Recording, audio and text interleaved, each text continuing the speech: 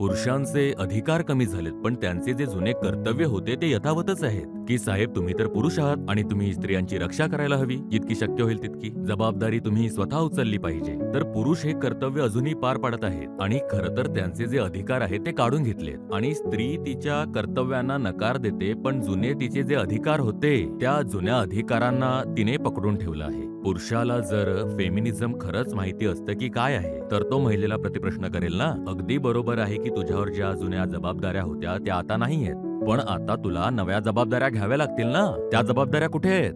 तुम्ही स्त्रीला घरी बसवून ठेवला आहे. हा जो पैसा तुम्ही तिला देताय, ती तुमच्याच दिलेल्या पैशांचा वापर करून तुमचंच शोषण करेल. कारण हा जो अनअर्न्ड मनी असतो तो माणसाला कसलंच सोडत नाही. तो माणसाला आतून नष्ट करून टाकतो. त्यांना ताकद द्या, त्यांना ज्ञान द्या, बल द्या, बुद्धी द्या, त्यांना सहायता द्या, जेणेकरून त्या बाहेर निघतील, स्वाभिमानी बनतील आणि स्वतःचा पैसा स्वतः कमवतील. मग पुरुष असो वा स्त्री, जीवनात सखोलता, समजूतदारपणा आणि अध्यात्माचं ज्ञान दोघांसाठी तेवढंच महत्वाचं आहे. ना शोषक होणं चांगलंय, ना शोषण करणं चांगलंय.